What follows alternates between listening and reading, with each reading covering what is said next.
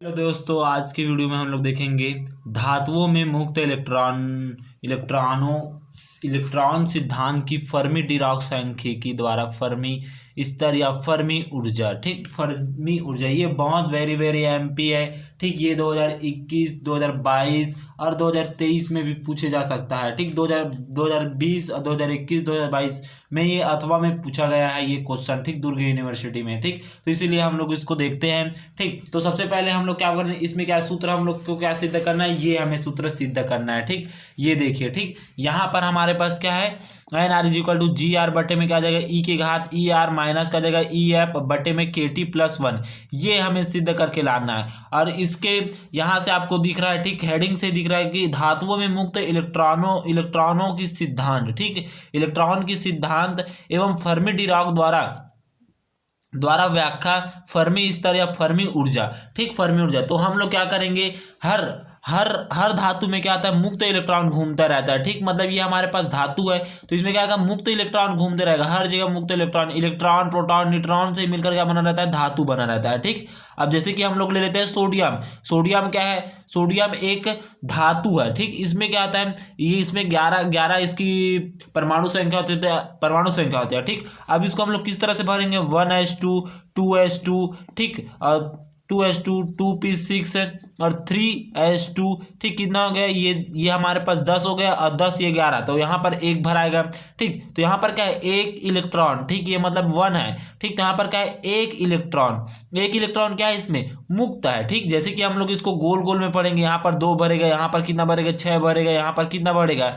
ठीक, यहाँ पर 2 भरेगा, फिर उसके बाद इसमें 8 भरेगा। ठीक, 8 भरेगा, फिर उसके बाद कितना भरेगा, 1। तो ये वाला इलेक्ट्रॉन में क्या होगा, यहाँ पर 1 भरा है तो यहाँ पर क्या आएगा, एक इलेक्ट्रॉन घूमते रहेगा। ठीक, इस प्रकार से यहाँ पर इलेक्ट्रॉन है तो एक इलेक्ट्रॉन इस तरफ घूमते रहेगा, अर्थात ये क्या हो जाएगा, इस धातु में क्या है, इलेक्ट्रॉन मुक्त रहेगा। ठीक, इसी को बताया कि धातु में क्या आता है, इलेक्ट्रॉन मुक्त रहता है बोला है। ठीक, तो हम लोग क्या लेंगे यहाँ पर देखिए। ठीक, इस तरह से लेते हैं।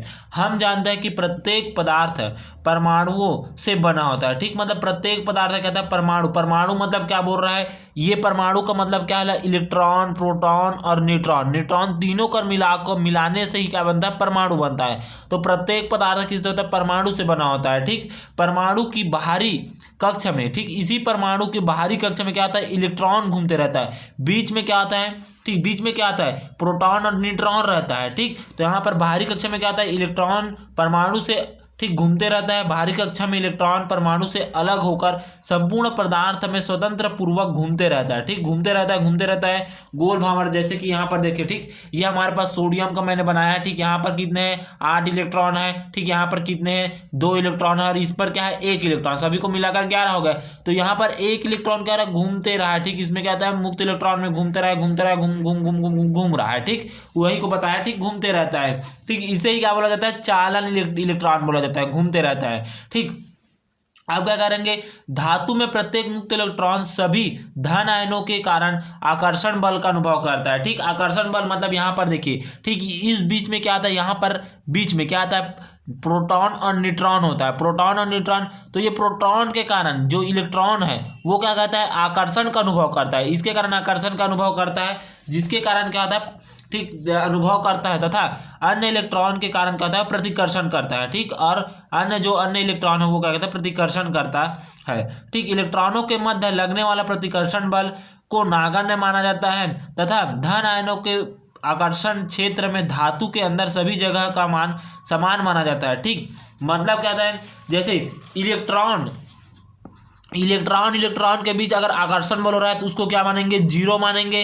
और प्रोटॉन, ठीक, और इलेक्ट्रॉन के बीच क्या था, आकर्षण बल हो रहा है तो उसको क्या बोलेंगे हम लोग, समान मानेंगे। ठीक, समान माना जाएगा। ठीक, इस प्रकार से हमारे पास बताया गया है। ठीक, इस प्रकार से बताया गया। इस प्रकार से धन आयनों में क्या होगा, समान होगा। ठीक, समान माना जा सकता है। अतः धातु के अंदर इलेक्ट्रॉन धातु के बाहर की अपेक्षा क्या होगा, अधिक स्थायी होगा। ठीक, मतलब इलेक्ट्रॉन धातु के बाहर, ठीक, अपेक्षा क्या होगा, अंदर में क्या होगा, ठीक, अधिक स्थायी होगा।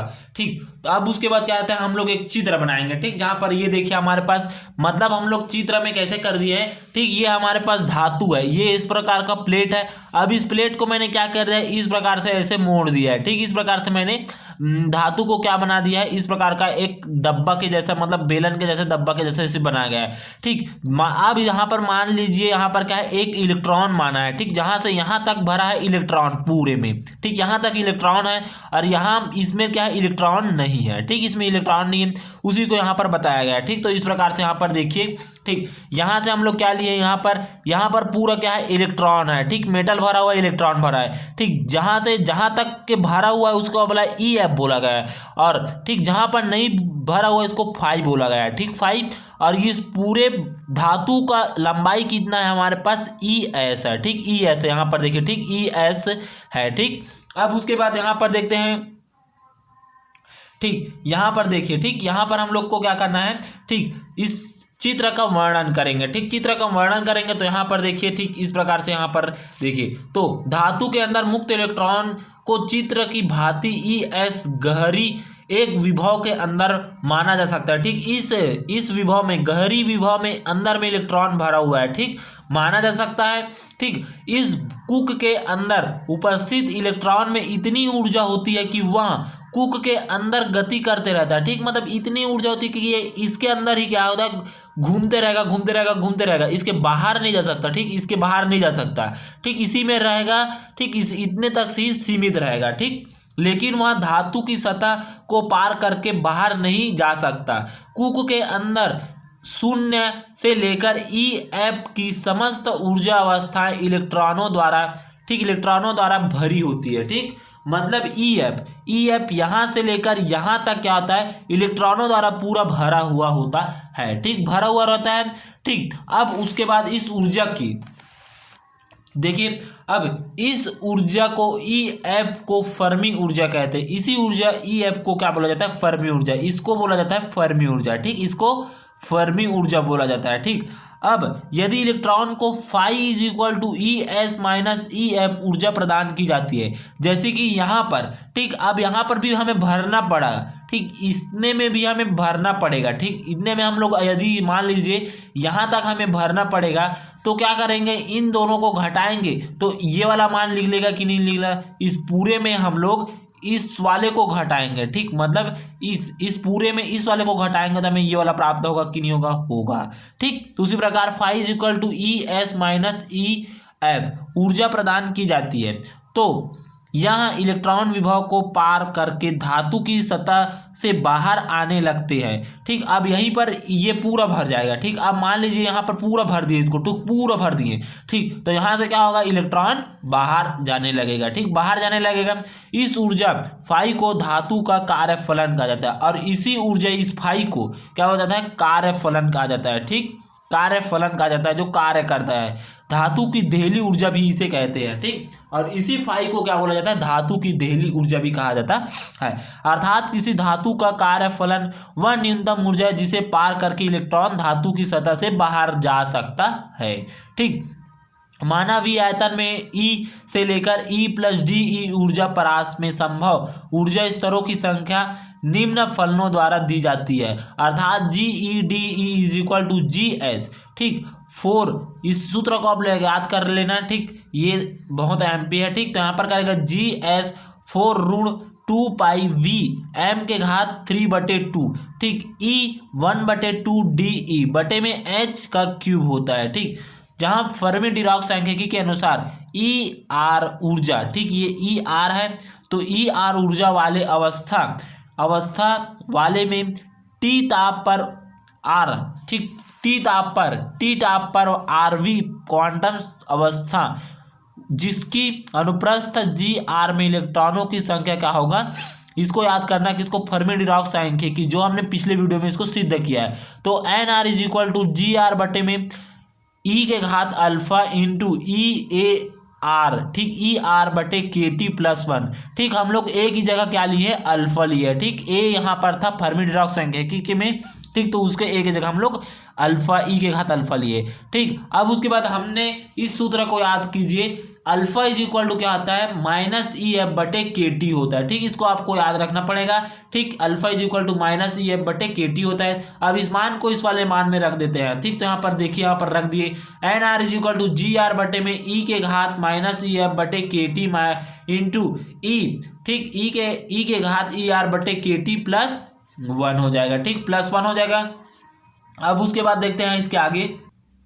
ठीक, अब उसके बाद क्या करेंगे, N R is equal to क्या जाएगा जी आर बटे में क्या जाएगा ई को हम लोग कॉमन निकाल देंगे। ठीक, यहाँ पर देखिए, ठीक इस तरफ देखा।